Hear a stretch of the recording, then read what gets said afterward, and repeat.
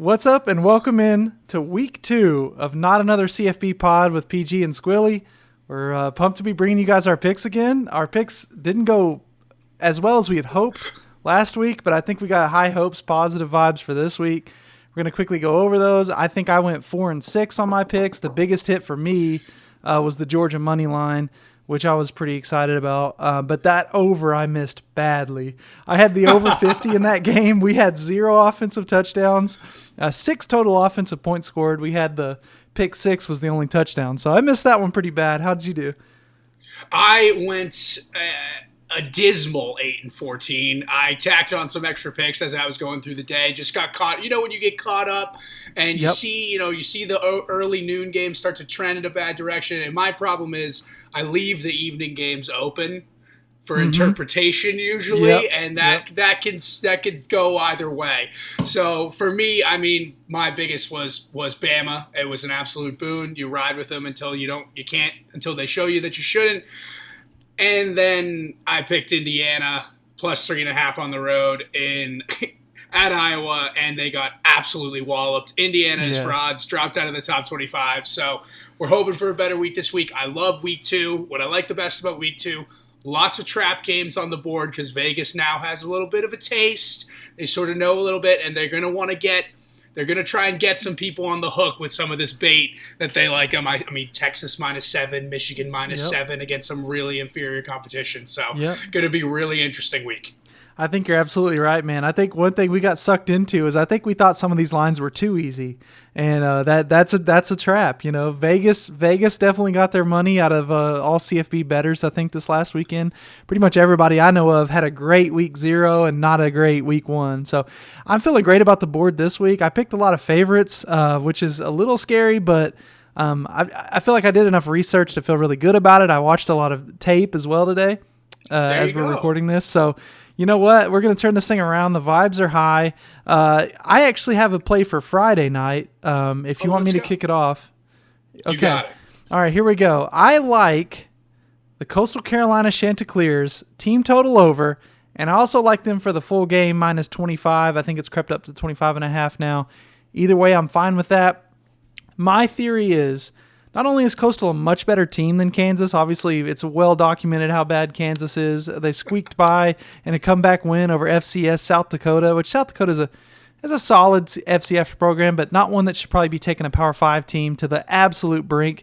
I believe Kansas was down 14-10 with 2 minutes left in the game, and somehow miraculously came back and won. It was a huge win. The Kansas faithful stormed the crowd, but listen, Coastal Carolina, as we've talked about, these G5 teams that are trying to make an impression, they're at home. They're the only show in town Friday night. They're the main event of the evening, at least the early evening.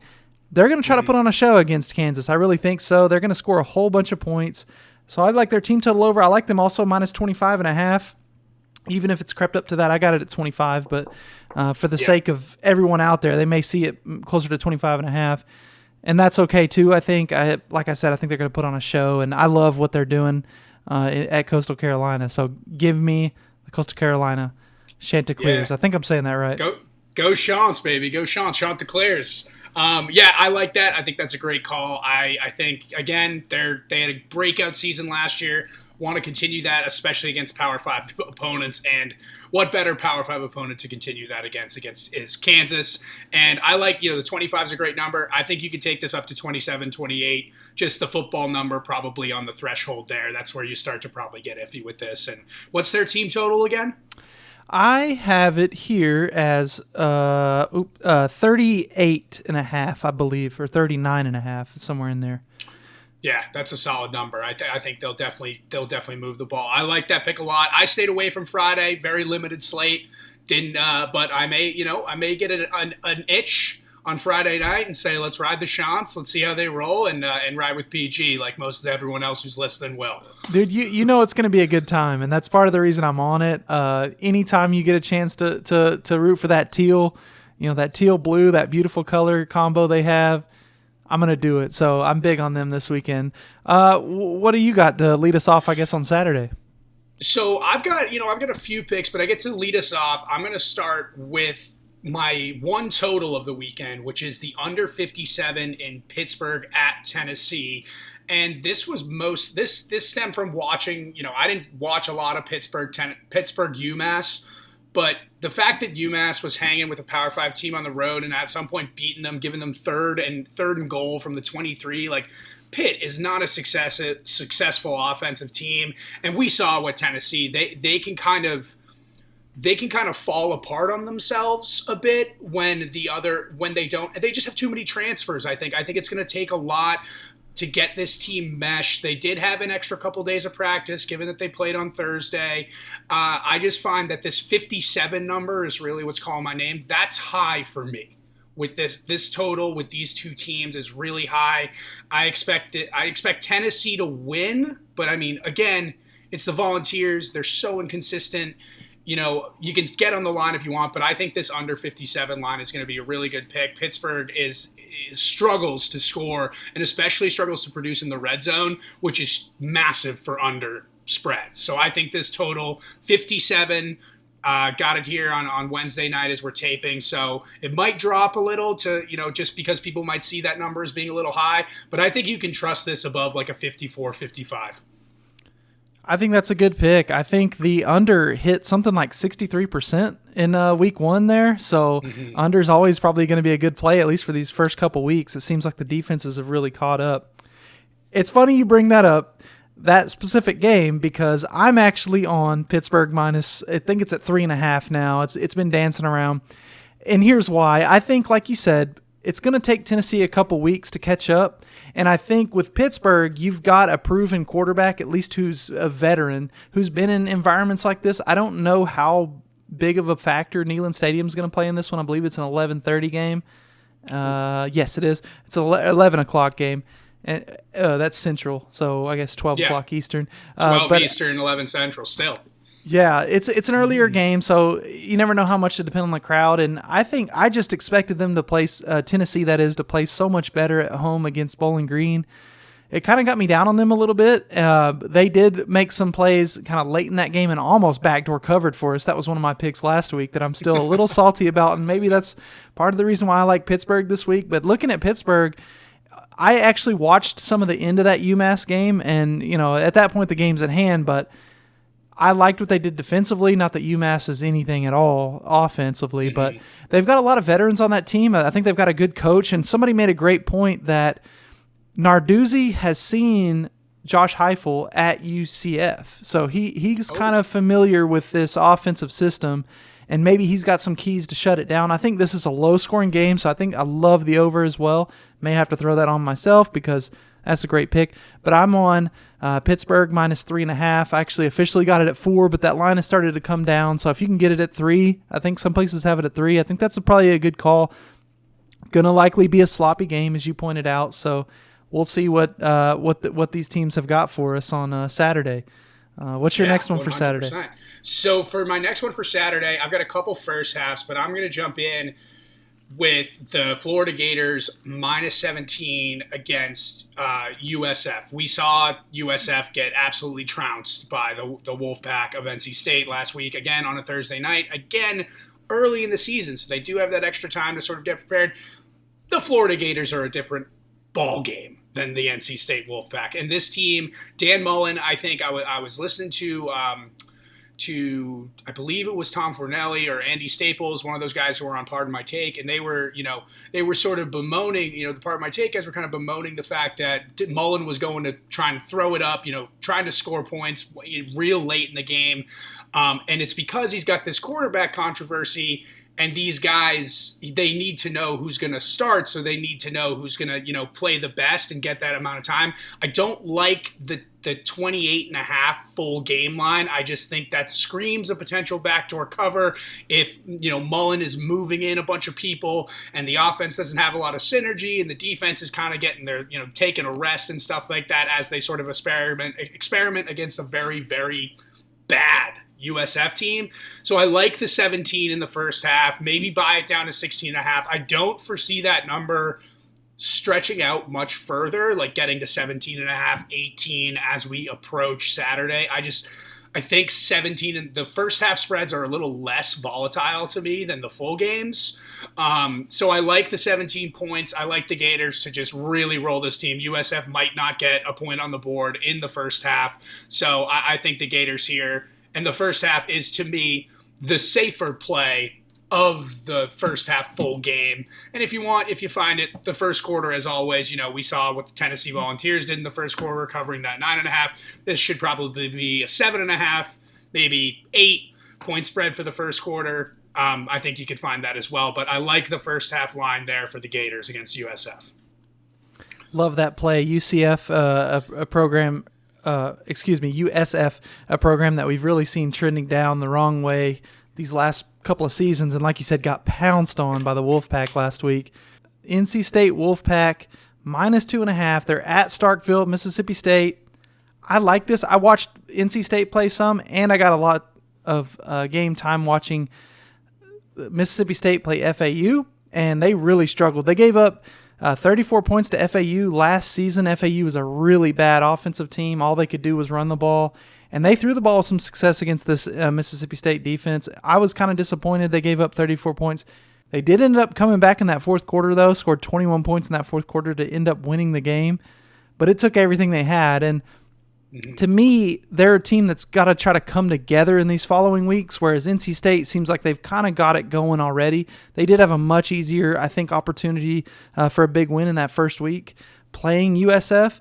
But I like I like the veteran leadership that we get with NC State. They've got a great defense. I think this Mississippi State offense is really going to struggle to score because they had a hard time scoring the first three quarters against FAU. They only scored 14 points. So give me the Wolfpack -2.5. It's a little scary because it's on the road, and that Starkville environment can kind of be a big time with those cowbells. It gets really loud. So it's earlier in the afternoon. I'm not too worried because even for the FAU game, it wasn't quite full. So I'm thinking it's not exactly what it normally is, the home field advantage. And I like NC State here with the veteran leadership -2.5. It's under a field goal. I like it all day. Yeah, I think that's a great call. I definitely am a little wary just of it being in Starkville. That was sort of because I saw that line and I was like, NC State definitely looked the part and looked like it could easily cover that. I like what you said, how it's going to take some time for Mississippi State to kind of coalesce. This next play has a lot to do with what I think both these two teams are, and it's Rutgers at Syracuse, Rutgers -2. I think the offense that we saw both of these teams, Syracuse against Ohio, in the MAC, and Rutgers against Temple, which is it's a G5 team, but it's not a MAC team. Q sort of ran all over Ohio, whereas Rutgers just poured on the points. They were dumping it on, whether it was passing, whether it was running the ball. Temple's not a talented team, but neither is Ohio. I just think this -2 line, even if they're going on the road in the Carrier Dome, which does get up for these sorts of games, the Carrier Dome likes to go up for the big opponent, like when Clemson comes to town, They're not going to be as hyped for Rutgers. And I think -2, with how Schiano's got this team rolling and how this team must be feeling coming off that Temple game, looking at this season, I'm very high on Rutgers this season, looking at this season as a potential to really exponentially bring Rutgers back to it was never, competing for national championships or anything like that, but they were a solid program with a lot of pro talent. As a Patriots fan, freaking Bill Belichick would bring in Rutgers guys every year from 2010 to 2014. So I like the way this offense is running, and with Schiano as a defensive head coach, you can trust him on that side of the ball. I think they've seen what this Q's team can do, which is run. They'll be prepared for that, and I think this -2 maybe won't cover easily, but it might be a sweat just because it's on the road, and it could be a grind about if Syracuse can run the ball as effectively as they did last week. But I think this is just a different animal than Ohio. Obviously, it's Rutgers, it's Schiano, and the offense of Rutgers is really exciting this year, and I think this -2 is a great line to get them at. I'm in total agreement with you. I'm actually on them personally myself. -2 is one of my picks for a little bit, but I saw you were on it. I wanted to let you have this one. Really like this pick. I think offensively, Shiano's got this team really going, and if nothing else, you can kind of rely on that. I'm all over it as well. I'm actually kind of low on Ohio. At the surface level, it looks like a good win, but as everyone knows, my profile picture on Twitter is Frank Solich, the old Ohio coach, getting covered in potatoes at the Potato Bowl. But it's a much different team without him. He's been there forever. Either way, not as big on that win. I liked Rutgers' win. I like the way they looked offensively against Temple. It's not a great talented team, but I'm with you on this all the way. -2. I mean, I feel good about that. So I guess that brings me to my next pick because we're talking about a bad team here. I like Purdue at UConn. -33.5. Wow. And this is because I think UConn has really quit. I'm going to put a clip in here, Squilly, where this is a clip from the last game that UConn played against Holy Cross. They lost to a FCS team, Holy Cross, by 10 points at home. The defensive coordinator is the new head coach. As everybody knows, the head coach from UConn has stepped down. The defensive coordinator is trying to get these guys pumped up. He puts his hand in the middle, of the huddle. He's like, "Let's go, team on 3," and no one puts their hand up. It's actually kind of sad. And that's really what this is. I feel bad for UConn because they probably should be an FCS program at this point. They're still playing at the FBS level, and they're playing a Big Ten team, which is a big step up in competition from losing to Tenn to Holy Cross, which is an FCS team, and they're a pretty decent FCS team, but they're still an FCS team. Now they've got to face a Power 5 Big Ten team at home. Purdue, I'm not crazy about, but they can definitely score enough points to cover this 33.5 spread. I think that basically a lot of this pick is based on the fact that I believe UConn has really quit. In fact, I was kind of led on, and the way I understand it is they had a team vote last season to cancel the season, and I think the coaches thought the players were going to vote no, like we want to play, and they all voted no season, let's not play. So it kind of tells you that it's sad, but it's kind of the state of that program. And I believe Purdue, at least to be somewhat competent, it's not been too long ago since they had Rondale Moore running and beating Ohio State. So still a solid Power 5 team. Give me them -33.5. You may see it creep up to 34. As long as it's under 35, I'm pretty good with that. UConn, a team I believe that has quit on the season. So give me the Boilermakers. Yeah, and not only did they lose to an FCS team, we saw UConn in week 0, and they got totally blitzed. They didn't even score a point. Mm-hmm. So, and that was against just an FBS team. This is against a Power 5 Big Ten team that has the tools and the weapons to compete and can recruit. And I'm with you there. I'll ride with you on that 100%. Didn't see it on my book, just overlooked it. And as we've said, any team that didn't play last year, you gotta take anything against them. We're fading your old dominions of the world, that kind of stuff. And I love this. I love this pick. I'm gonna ride this, and especially after that clip, these guys have quit. And you don't like to say that, but there's only so much you can read from body language and come to a different conclusion. So I'm with you there. 33.5 Purdue. Book that 100%. Yeah, we're here to make money. I mean, we can't feel bad for all these players. We're here to try to win some bets, so we're going to do that while we can. I think in the future, these UConn lines, I think UConn later this season, if I'm not mistaken, has to play Clemson. I mean, that line's not even going to be on the books. I mean, that's going to be... It won't be available. No, so anyway, you lead us into the next pick. Yeah, I mean, listen, one of the lines that wasn't available is Alabama-Mercer. Where's that line for me? Let me take the 65 points or whatever it'll be. But my next one, I'm going to go, I'm going to keep my big play, the one that I love the most, sort of the most private. I'm going to keep that for last. This is also a huge game. Iowa going into Ames to play at Iowa State in week 2, this seems rather early for this game. Iowa getting 4.5 points. We saw that Iowa defense eat Indiana and Michael Penix Jr. alive last week, 2 pick sixes. And Iowa State had a slow start, won 16-10 against a low G5 team. I know, Luke Fickell, he's a great coach. He's going to get this team rounds into form, as season goes on. But they struggled early. They had to rely on their defense. They had to scrape up scores. And Iowa's defense just looked explosive compared to, really, that's always sort of who they are. They've got an explosive defense that can eat teams alive, and then their offense just kind of gets it done. like their defense came close to outscoring their offense against Indiana, 17-14. So it's pretty wild. I like the 4.5 points. This could kind of read as a trap line to me. Going into Iowa State, a team that was favored, not favored, but expected to compete and grow on their 10-win season from last year, but that's not always the case. It could always be a flash in the pan. I like this 4.5. I think this Iowa team is much, much better than people anticipated, and they were already ranked in the top 20. I think they will compete in the Big Ten West this year, especially after Wisconsin dropped week 1. I like Iowa 4.5 here, and if you'd like, sprinkle a little on the money line. Why not?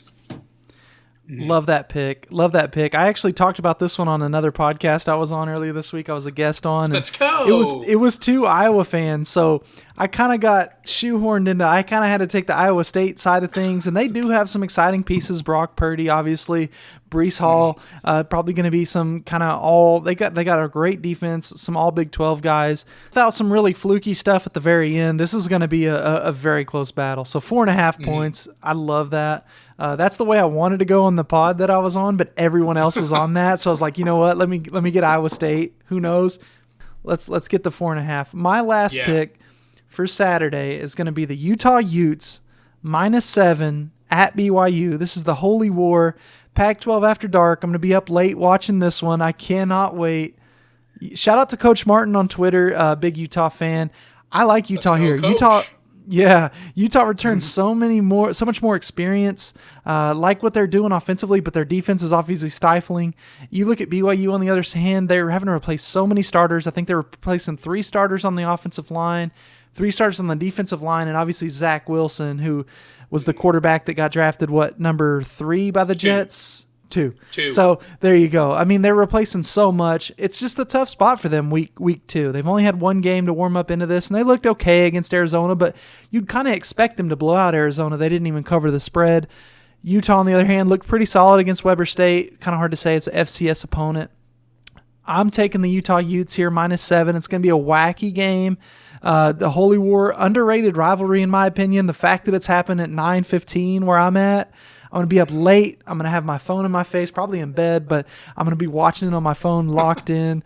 I'm big on the Utes here. I think they're a team that could possibly win the South in the Pac-12, and who knows, with the way Oregon and Washington looked week 1, they could win the thing. So loving what the Utes are doing. Yeah, no, I'm with you on the Utes here. You mentioned this earlier as a pick you were eyeing, and I love, nothing better than Pac-12 after dark. You get to toss it on, be up a little late. Hopefully you get some Z's. But if you're out on the town, like I potentially will be, I'm going to be in Chicago this weekend with my friends from college, so I'll be checking in on this for sure. I love the Utes here. I think 7 points is great, and exactly to your point, I think even more so, specifically on the quarterback position, it's got to be so hard to replace a guy like Zach Wilson and not have that affect how the offense is called and how the offense is run. And when you include that with 3 offensive linemen, I think that just creates an issue for a team going against the Utah Utes, who normally, they control the pace, they dictate how the game is being played, and that's going to be trouble for BYU. And I think Pac-12 after dark, shouts out Coach, come back soon, Coach, we miss you.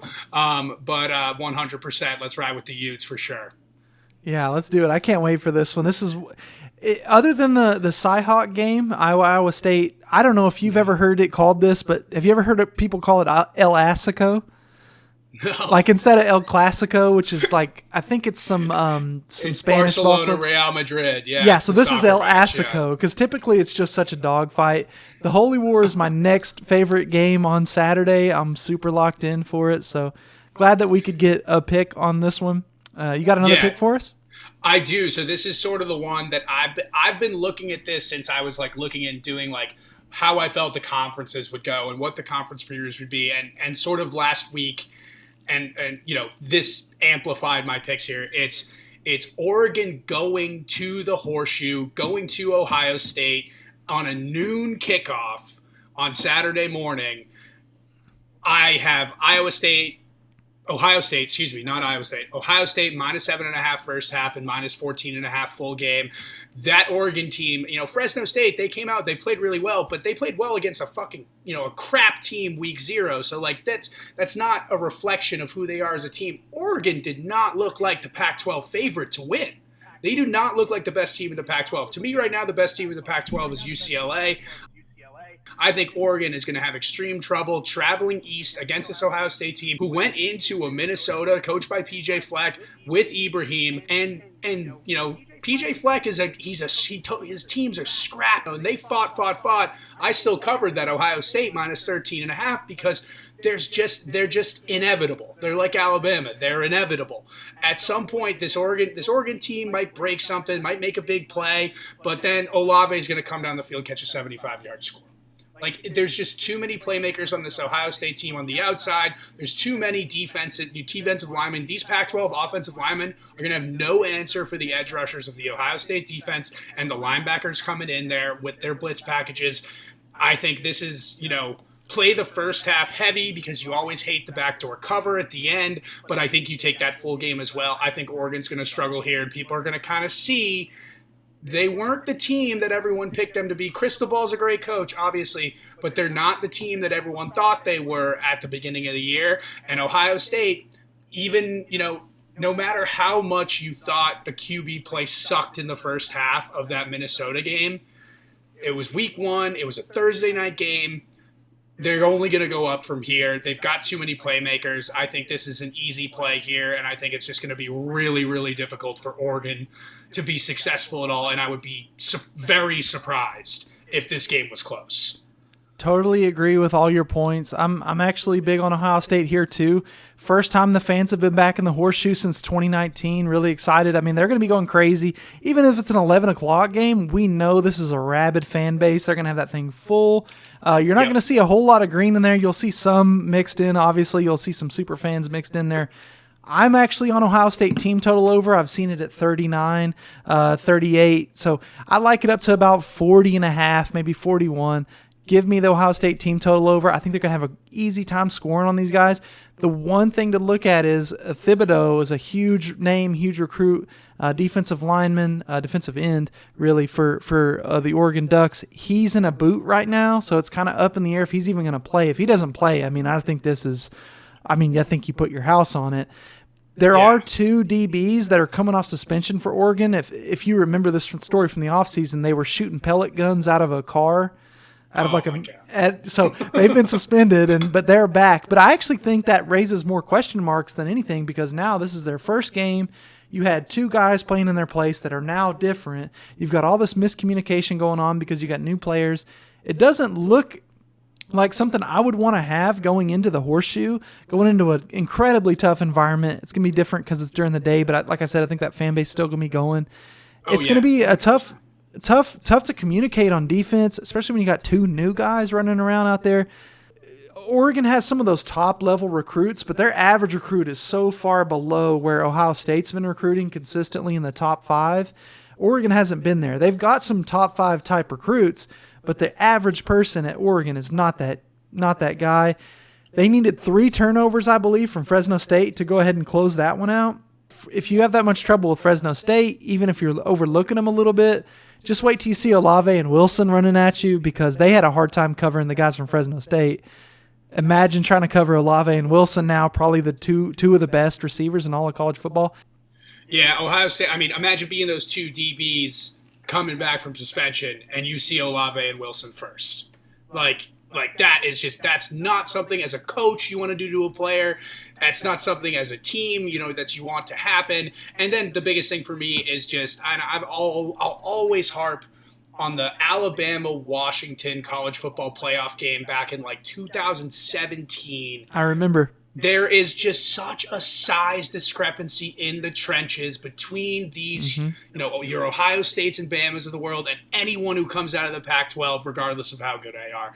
It's night and day, and those Ohio State Buckeyes linemen on both sides of the ball, especially I even think on the offensive line, will have their way with whoever is facing them on the other end, and it'll be all day to get Olave on a deep corner a few times. If you can find it, Olave touchdowns. If the line is 1.5, take the over. If the line is 2, take the over. He's going to be putting points on the board. I love it. I can't wait. And if you remember the last game, Ohio State really started running the ball well against Minnesota later in that game.